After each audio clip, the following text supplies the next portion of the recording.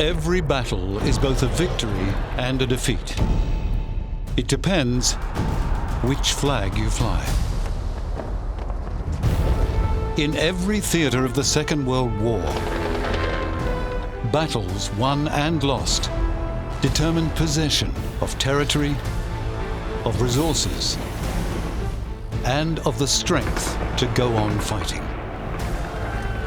For some of the battles, it was the victory that most influenced the future course of the war. For others, it was the defeat. This is the story of the battles won and lost that decided the outcome of the greatest conflict in history.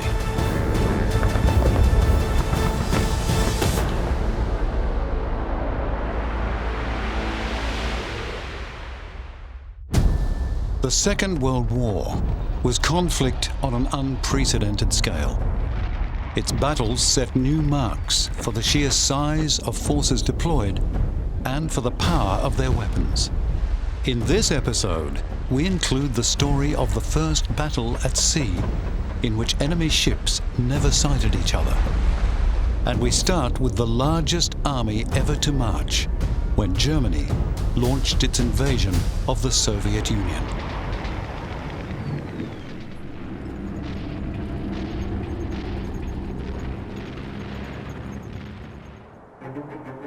It is one of the questions that puzzles people about the Second World War. Why did Hitler attack the Soviet Union? But the answer is fairly obvious. Because he thought he could win. This was not just some war for him, this was the war for him. He said that the enslavement of Slavic population, this Lebensraum im Osten, living space in the East, is crucial for the German nation because we do not have any resources. He is aware that he is in a long war with the Western Allies. There's no real view to how that can be concluded. And then at the same time, if you're Hitler, you're looking at your great ideological enemy in the East, Bolshevism. So he thinks if I bring this forward and if I can destroy them in a short, sharp operation, I eliminate my last ideological rival in Europe, and I am able to access all of the raw materials I need to go on fighting this conceived of global war. As Hitler said, this is a colossus on clay feet. We will just have to kick in the door and the whole building falls down. Well, that never happened. The German assault on Russia, by every measure, was an astonishing success, until it stalled. From June 1941 until it was gripped by the Russian winter, the German offensive, Operation Barbarossa, was a long and victorious forward surge. And it was mighty. This is the largest invasion in history, and it is the single most important war Germany has in the Second World War. From the 22nd of June 1941, there is never less than 75% of the German army employed anywhere but fighting in the East. The invasion consisted of 3 million men, 600,000 vehicles, and about the same number of horses. It seems extraordinary that such an offensive could come as a surprise, but it did. Not to many people, but to the one who mattered. Joseph Stalin refused to believe that Germany would default on the non-aggression pact until the artillery opened fire. He believes also that before there's any kind of invasion of the Soviet Union, it will be first preempted by some kind of offer from Hitler. And since no offer has ever been made, he believes he's still got time. This is a fool's errand, and he is going to receive something like 90 warnings of this impending invasion, and he will dismiss all of them. The front, more than 2,000 kilometers of moving military, would extend to over 3,000 as the attack progressed. 151 German divisions moved. 40 divisions from Axis partners including Finland, Romania, Italy, Hungary, Slovakia, and even a Spanish volunteer division completed the order of battle. The storm broke. Drang nach Osten, the thrust to the east, on June 22, 1941. These are some of the 180 million people against whom Hitler had just turned his war machine. And they fully understood what that meant. The same as for Britain and her other allies: blood, toil, tears and sweat. Soviet army groups were known as fronts. 7 fronts faced west. 3 German army groups carried the main weight of the assault. Group North, von Lieb, Group Center, von Bock, and Group South, von Rundstedt. Soviet command and control was in disarray. Bridges were left intact. In 24 hours, spearhead armor units had pushed the front line 80 kilometers into Soviet territory. The German plan was not particularly original or unpredictable. Group North thrust for Leningrad. Group Center, with half the German armor, drove on Minsk, aiming for Moscow, and Group South pushed through the fertile Ukraine, which was the living space, the Lebensraum, that Hitler had promised the German people. The basic Barbarossa plan is predicated on border battles. They have set up the German army into what is essentially 2 armies. We have on the one hand panzer groups, mobile, highly maneuverable, very aggressive, given the lion's share of the logistic and Luftwaffe support, and then we have the rest of the German army.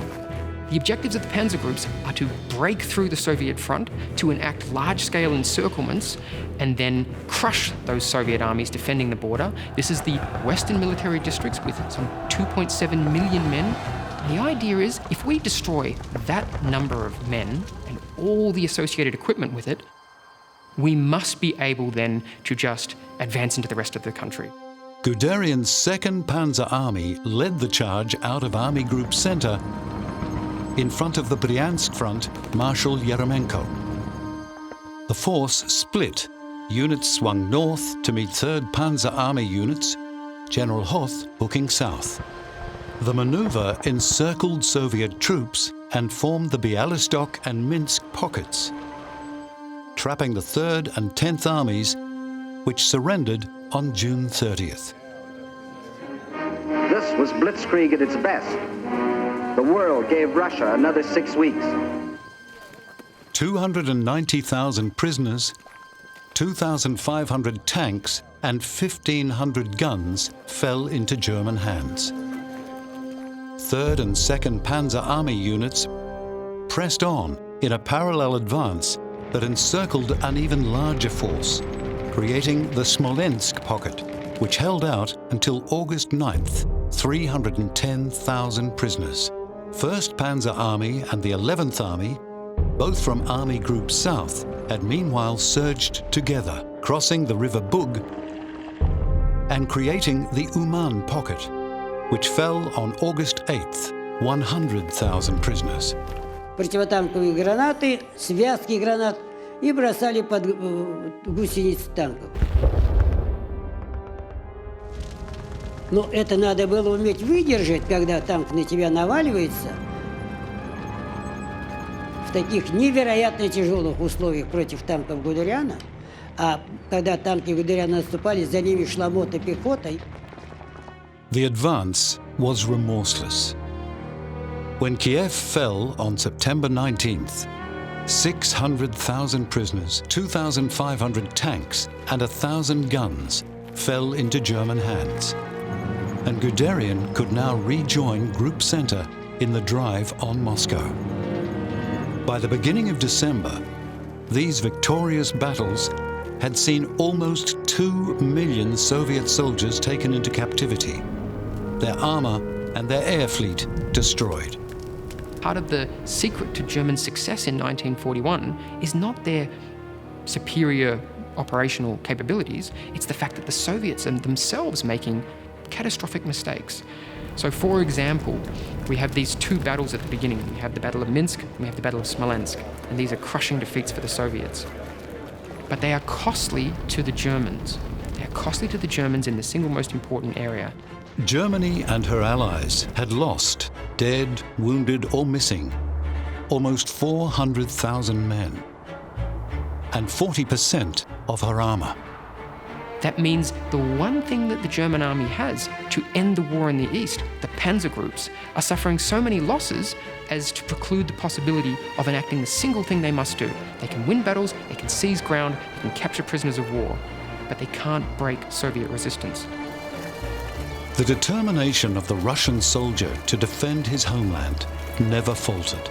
The immense resources of the great land empire meant that, despite huge losses, the number of Red Army divisions increased, and a new general took over command of the front. His name was Georgy Zhukov. The result? The Germans conquered land and lost the campaign. But the Russian tactics kept the main bulk of their armies intact and made a long war inevitable instead of that quick decision the Germans sought.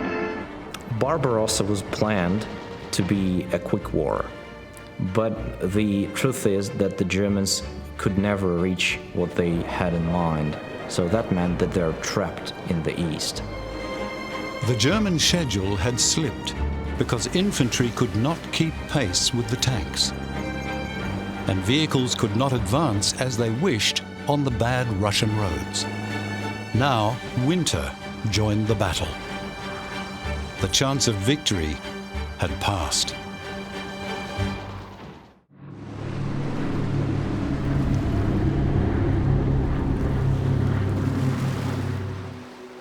Every battle is both a victory and a defeat. In a way, the Battle of the Coral Sea was different. It was a battle that both sides could argue they had won. The Japanese, by pointing out that the American fleet had been forced to retire. The Americans, by observing that the battle had forced Japan to indefinitely postpone its proposed invasion of New Guinea. It was also a battle that is indelibly written into the history of naval warfare. The first battle between carriers.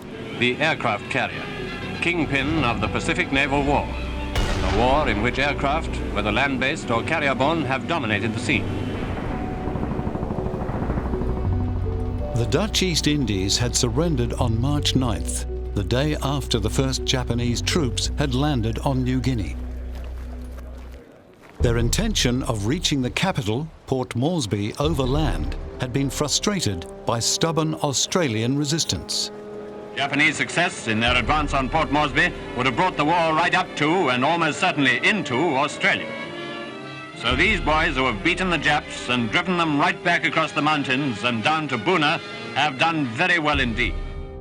Intercepted Japanese cables made it clear that the plan was now to take Moresby from the sea, sailing from Rabaul to approach the target from the south. They had broken the Japanese codes. They knew the Japanese were moving towards Port Moresby. They knew the intention was to capture Port Moresby, and they knew that the Japanese transport ships would be accompanied by carriers. They didn't know how many, they didn't know which carriers, but they rightly assumed that the Japanese wouldn't just send transport ships unescorted. And the Americans moved to counter that by shifting carriers of their own into the area. Admiral Frank J. Fletcher, flying his flag aboard the carrier Yorktown, was ordered by the man with overall command of the Pacific Theatre, Admiral Chester Nimitz, to rendezvous with the carrier Lexington and assume command of both carriers and their task forces. Nimitz had a much smaller fleet than the enemy, and he was determined to use it. Where? The Coral Sea. The rendezvous happened on May 1st, 1942. On May the 4th, the Port Moresby invasion force sailed from Rabaul. The main Japanese strike force, assembled round the carriers Shokaku and Zuikaku, entered the Coral Sea on May 5th, sailing towards the invasion fleet whose escort included the carrier Shoho. Warfare with which no one was familiar, for no one had experienced it, now entered the pages of military history. One of the important things in the pre-war period was the Americans had really throughout the 1930s done a lot of experimentation at sea with their carrier aircraft and their aircraft carriers to really understand the capabilities that they could unleash. And they had developed techniques for long-range surveillance, long-range attack. This was mirrored to a lesser extent by the Japanese as well, so that was an important element. Battle of the Coral Sea is a battle that contains a lot of firsts in terms of it was the first battle where ships hadn't seen each other in the conduct of that battle. Though shipborne radar could register incoming aircraft, it was not effective in scanning distances across the sea. Without such projected vision or any of the other technologies of today to reveal the position and purpose of an opposing fleet, both Japanese and American forces were obliged to rely on reconnaissance aircraft spotting the quarry and reporting its position. It's a vast area. They had very limited reconnaissance ability. It was basically aircraft searching for the enemy. And then when you've worked out where they were, having the available resources to strike at them. This was before the days of GPS, so the aircraft was estimating positions. Cloud cover could obscure formations. The weather was worsening. Apparently flying in concentrated formation on a general bearing line, it appears the Japanese planes on their outward flight passed over the Allied carriers without seeing them. B-17s flying out of Australia located Shoho on the 6th but failed to hit their target. But the sighting was enough to convince Fletcher that the invasion fleet was making for the Jomard Passage, a channel between New Guinea and the small Louisiade archipelago. He set course. Admiral Inouye, in overall command of the Japanese 4th Fleet, countered by ordering the invasion force to turn away from the Jomard Passage until Admiral Takagi's strike force could deal with Fletcher. On May 7th, aircraft from Takagi's strike force scored the first hit, crippling the oiler Neosho. Fletcher sent a mixed American-Australian cruiser squadron to meet the invasion fleet at the passage, which distracted Inouye from what Fletcher was doing with his carriers. Aircraft from one of them, Lexington, spotted the carrier Shoho and sank her.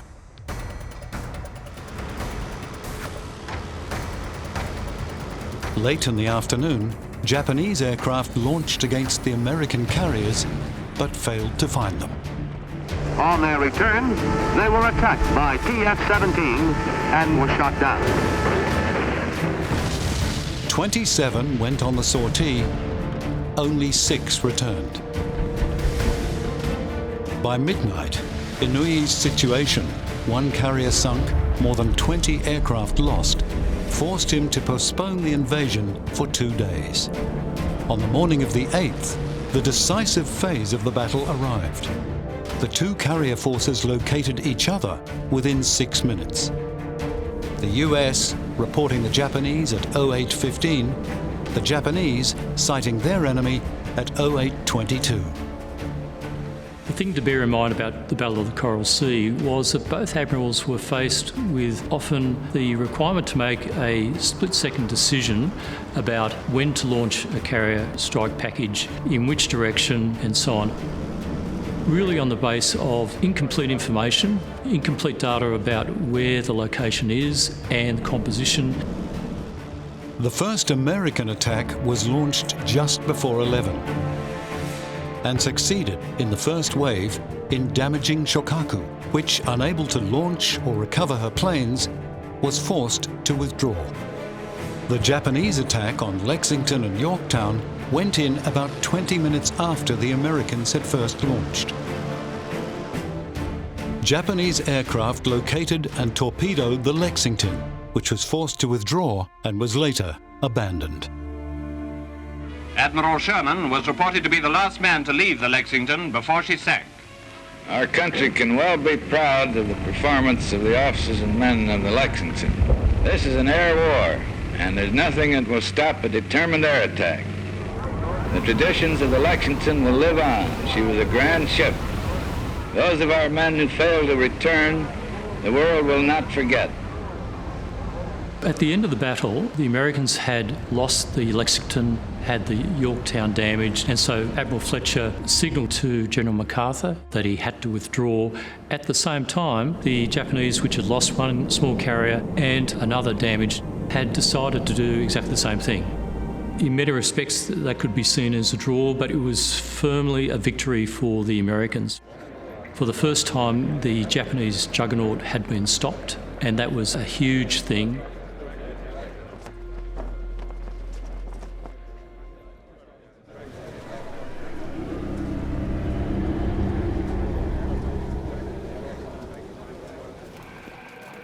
On the 20th of January 1942, Japanese troops, entering from neutral and then forcibly allied Thailand, invaded Burma, now Myanmar, which was part of the British Empire and stood on the road to that empire's brightest jewel, India. By May 20th, British forces had been pushed back across the border into India, and nationalist Chinese troops operating in support of the British had withdrawn across their frontier. The British retreat was agonising. It was carried out over hundreds of miles of largely difficult terrain, in often terrible weather, on roads clogged with hordes of refugees, and most of the equipment had to be left behind. So at the end of 1942, which is the eve of the Arakan campaign, the Japanese are occupying most of Burma.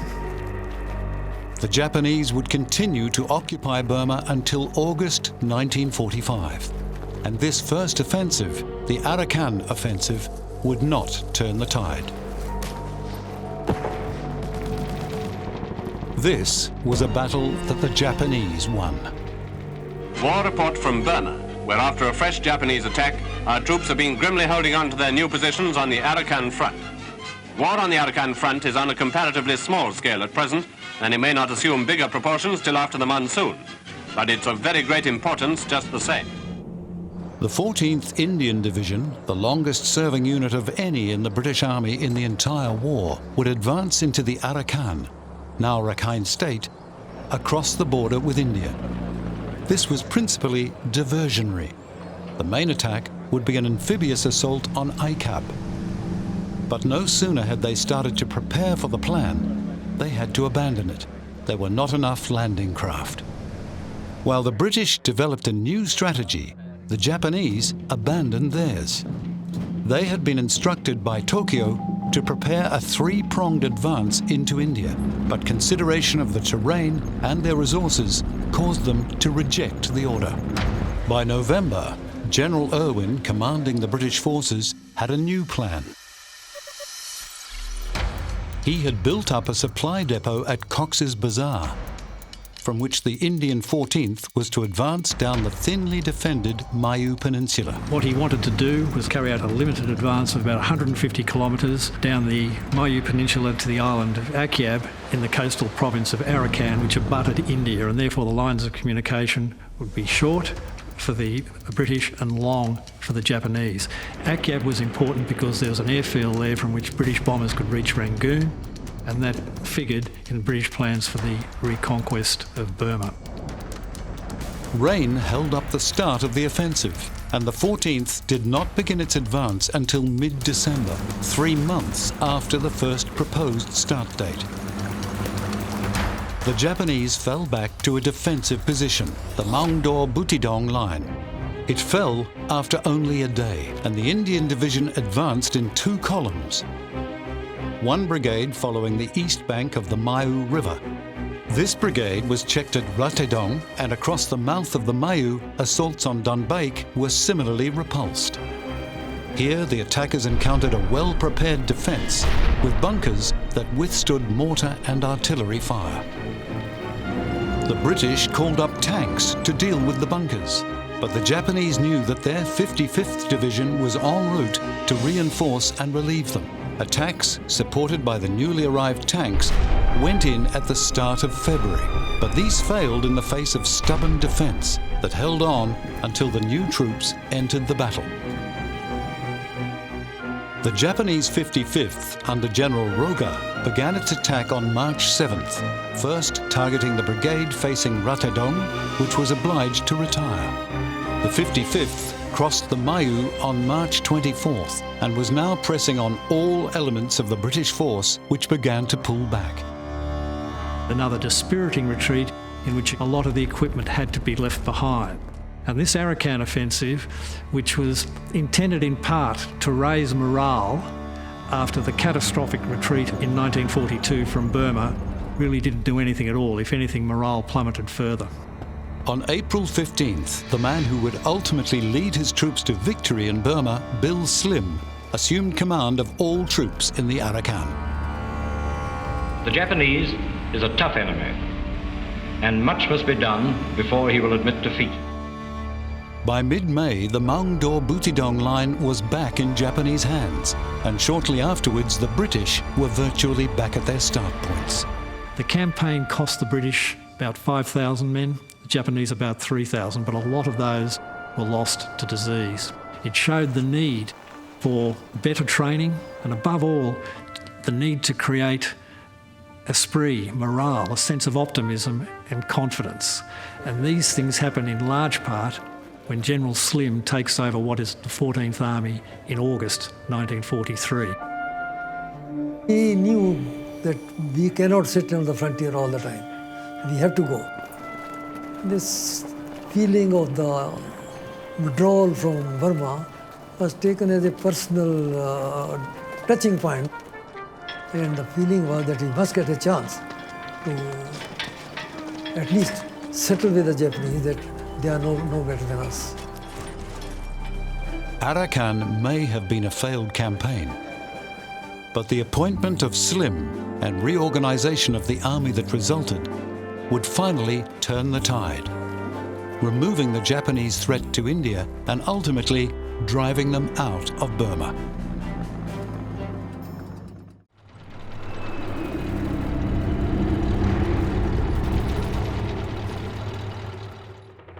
With huge forces involved on the Eastern Front after Barbarossa, it is easy to class the fighting in North Africa as a sideshow. It was not. Control of the North African littoral meant control of the Mediterranean, and ultimately the Suez Canal, the Persian Gulf, and oil. At the beginning of 1942, in order to secure this important asset, Erwin Rommel was on the move.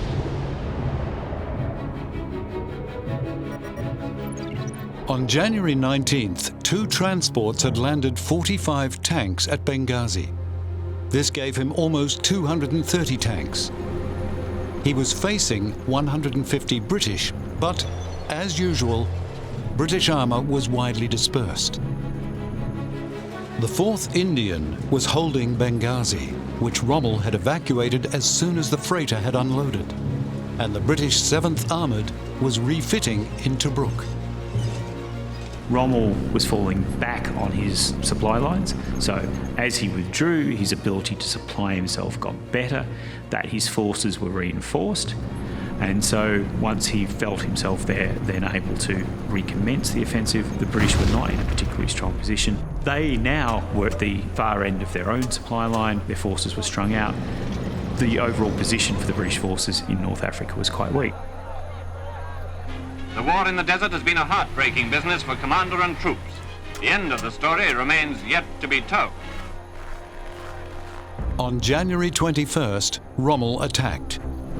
He had 3 Afrika Korps and 7 Italian divisions.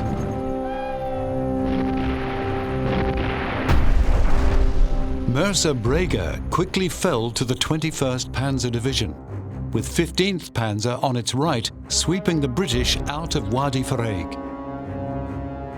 The 2 divisions converged on Aghdabia, which fell on the 22nd, with part of the British 1st Armoured trapped at Antalat and losing 70 of its tanks. By the 25th, the offensive had taken Missus and 1st Armoured had lost more tanks. Rommel now turned towards Benghazi. On the 27th of January, Rommel ordered part of his force to hook towards Mekili. British forces countered by moving forces to support Mekili. But Rommel's action had been a feint. which the British had swallowed, exposing Benghazi. At the time, Rommel served in some ways as an excuse for the British forces. Why are we getting defeated? It's because we're fighting a Superman, not because our tactics are poor, our equipment's poor, our leadership hasn't quite got its act together. Benghazi fell on the 29th, the Indian 4th doing well to extricate itself from the trap and take part in the withdrawal to the Gazala line that those involved dubbed the Gazala Gallop. And they said, every man for himself. There was nobody to give you orders. You had to think for yourself. Nobody was there to take control. We were in absolute disarray. The 8th Army developed a strong defensive position at the Gazala line, where Rommel, almost out of fuel and now facing the British in numbers, called a halt. Gazala, we dug in. Not going a step back, we stand there and fight. Polish, New Zealanders, Australians, South Africans, Indians, Free French. That was our line at Gazala. Rommel's dash, his tactics, his self-belief had produced a smashing victory. The German forces were again rampant. The British had been forced to fall back, and Rommel now was reinforced, had greater strength than he had previously, and there's almost a sense of desperation in some regard. But a new British commander, General Montgomery, did not panic. Rommel's dash had cost him dearly in materiel and fuel. And when Montgomery, with substantially built-up forces, launched his offensive, it was clear that the balance in North Africa had tipped decisively.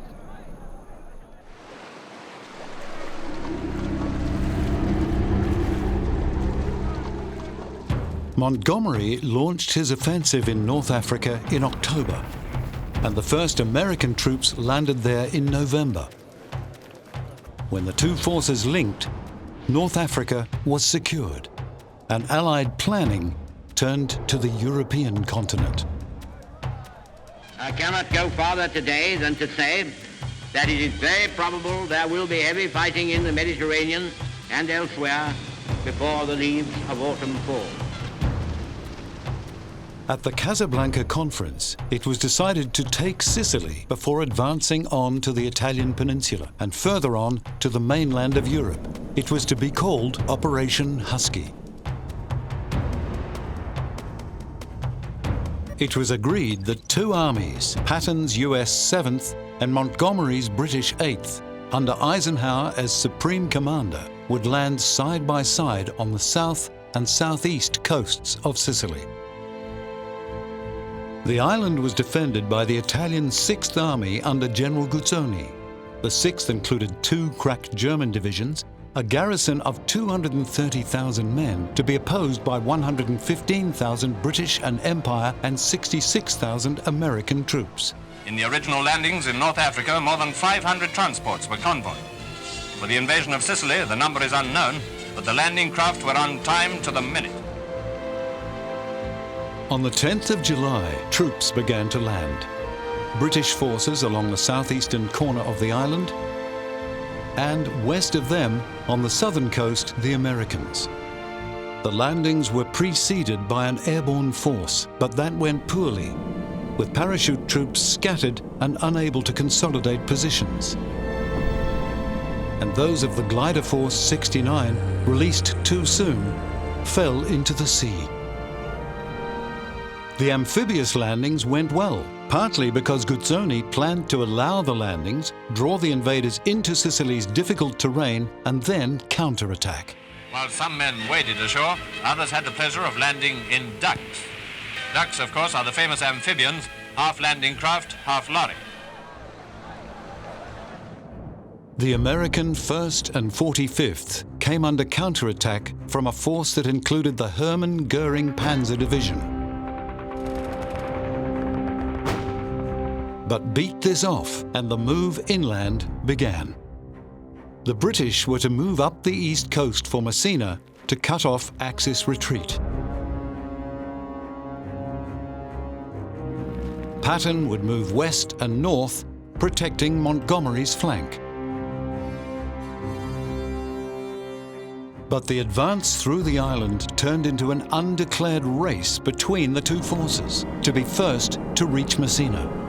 By the 23rd, Patton had reached Marsala on the western point of the island and was driving for the capital, Palermo, which fell the same day. Town after town had quickly fallen not only to the 8th, but to the Canadians and the Americans on the left flank as well. The overrunning of Sicily was rapidly becoming an accomplished fact. 2 days after the fall of Palermo, the fascist Grand Council in Rome arrested Il Duce, Benito Mussolini, who had been leading Italy since 1922. German paratroops rescued him from captivity in Italy, and a German plane flew him to Hitler's headquarters. The main weight of Axis resistance was now being felt in the east as the defenders became compressed, falling back on Messina and escaping to the mainland.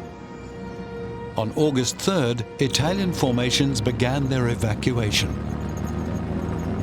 The German divisions being deployed as the rear guard in front of Messina. American forces now executed 2 hooking operations to leapfrog along the north coast. After the second, on August 11th, the Germans began to embark from Messina. British troops had by now bypassed Mount Etna and were also closing on the vital port. American troops entered Messina on August 17th. It had taken a little over 5 weeks for the island to fall, and that was a battle won. Hitler, in response to Mussolini's fall, had ordered new divisions into northern Italy, and joining them in the fight for the peninsula would be the divisions from Sicily. For by the time the Americans entered Messina, the town was empty of enemy troops. They had escaped, and that too was a sort of victory. Well, finally, let's look across with the Allied troops to Italy. The German so-called Dunkirk was made across only 2 or 3 miles of sea. By the same token, that's all that separates our forces in Sicily from Axis mainland. A point worth noting by the Axis.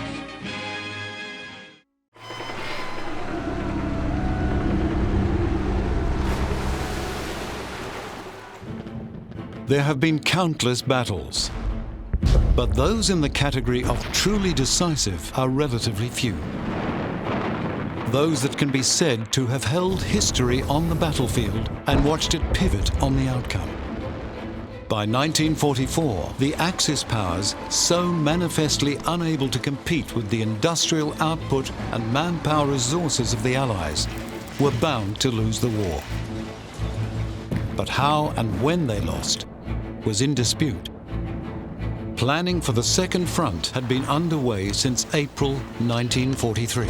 The Germans were waiting, and the Allies were trying to be sure that they had the resources and they could achieve the surprise they needed. The big question for both sides was, where were they going to land, and how are the Germans going to deal with the landing?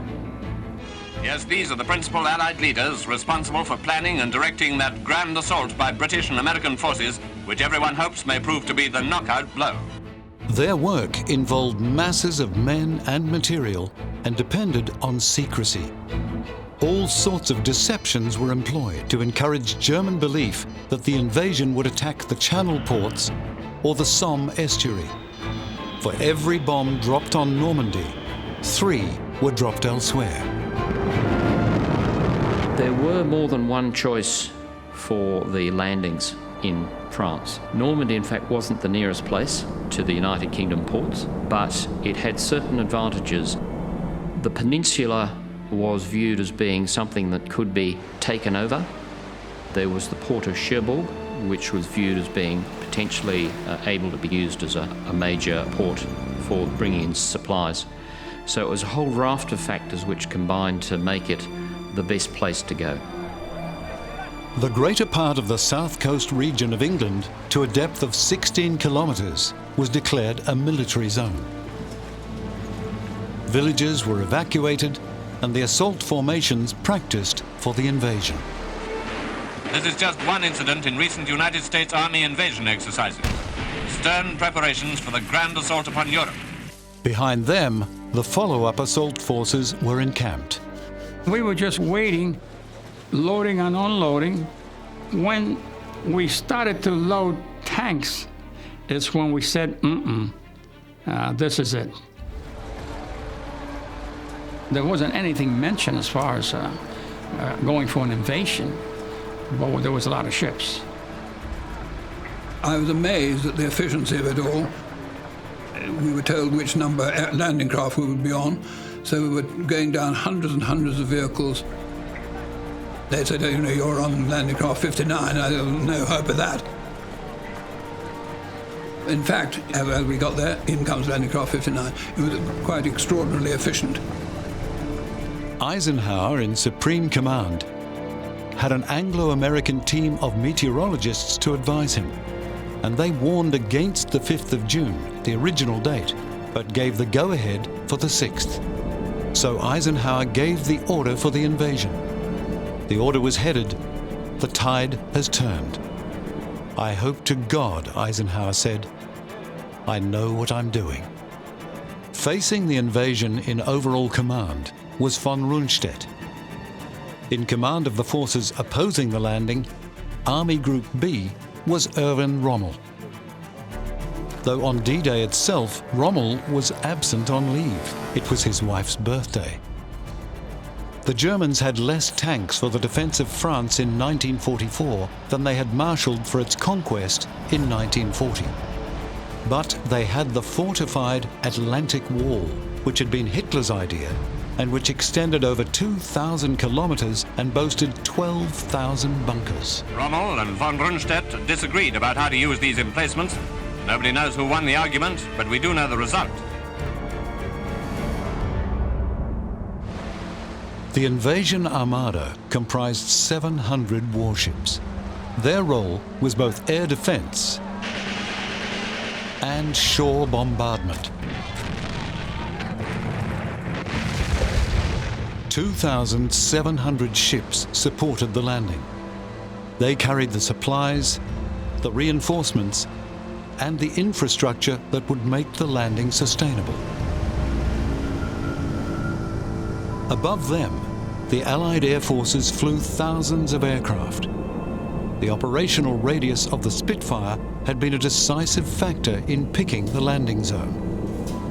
The Germans could meet the Allied aircraft with only 170 serviceable machines. If you have air superiority and you're conducting a battle on land, you have a tremendous advantage over your opponent.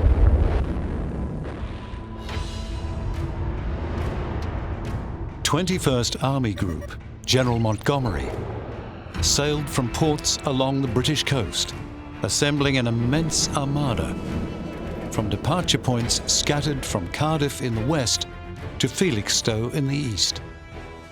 5,000 ships all gathering together to make the invasion into Normandy. It was a sight to see, on the horizon, seeing all these ships. They looked like little dots getting bigger and bigger and then merging into Normandy Beach. The invaders landed on a 90-kilometer-plus stretch of 5 beaches along the Normandy coast. The U.S. First Army, General Bradley, landing on Utah and Omaha beaches. The British Second Army, General Dempsey, landing on Gold, Juno, and Sword. The U.S. 82nd and 101st Airborne landed behind Utah, the British 6th Airborne behind Sword, to guard the exposed eastern flank of the British. It was calculated that of the airborne troops dropped on the night of June 6th, up to 75% landing at the wrong locations took no part in the early fighting. The lesson was driven home, but more navigation aids were badly needed. That gliders must be landed at slow speeds. That some type of air brake was necessary to decrease the rate of descent of gliders going into small fields. The Germans, in anticipation of an airborne landing, had flooded fields into which the paratroopers splashed. Rommel had 34 divisions opposing the landing, but many were facing the wrong way. Most were under strength, and some were feeble units comprising exclusively men with stomach complaints. From dawn, 5 Allied divisions came ashore. The first, the US 4th Infantry Division, landed 1,800 meters from its target due to a strong current, but fortuitously, that swept it to a weakly defended position. The 4th landed 23,000 men on D-Day and took only 197 casualties. It was a different story on Omaha. And we couldn't hit Omaha Beach in its entirety. So we had to lower the ramp as much as we can, and everybody had to go into the water. A lot of the people with gear went down, and some of them perished. Omaha Beach was dominated by cliffs, from which for much of the day the US 1st and 29th Divisions were pinned by intense fire. The swimming tanks had been launched prematurely, and many foundered and were swamped, leaving the infantry without cover. By day's end, 55,000 had been landed, but at a cost of more than 4,600 casualties. The third beach, left to right, was Gold, where the British 50th Division landed, supported by the 8th Armoured Brigade. 3rd Canadian Division landed on Juno, where it met particular difficulty with underwater obstacles and rough water. By nightfall, it had made contact with the British 50th on its right. The final beach was Sword, where the British 3rd Division landed successfully. The perhaps inevitable general confusion, the mass of men and machines, and the contrasting levels of success created an opportunity for the defenders, initially wrong-footed and slow to respond, to redeploy. The Germans were caught by surprise by the actual timing of the attack, and bear in mind that they weren't sure where the Allies would come ashore, or whether they would let the Allies come ashore in sufficient numbers and then attempt to have a mass attack, particularly using their concentrated armour. The 21st Panzer Division took a firm grip on Caen, denying it to the Allies for whom it had been a D-Day objective. As June 6th wore on, units began to extend the perimeter away from the beaches, short, and in some places well short, of the proposed target line, but beginning to move into the villages on or behind the coast. The advance continues. It means hard fighting, as the Germans are desperately trying to delay the advance while they bring up adequate reinforcements. Every day brings news of fresh Nazi troop concentrations, and every day our strength is being built up too. This is only a beginning. It was late afternoon before Hitler gave permission for the deployment of 2 panzer divisions that had been held in reserve. At the end of June the 6th, he was still not fully convinced that the Normandy landing was the real invasion rather than a feint. But it was no feint. Within 24 hours, it was clear that they had got ashore, got far enough inland, consolidated sufficiently that they had a basis to keep going. The battle was not yet won, but it was beyond doubt a battle that could not now be lost. D-Day meant that the Germans' days were absolutely numbered.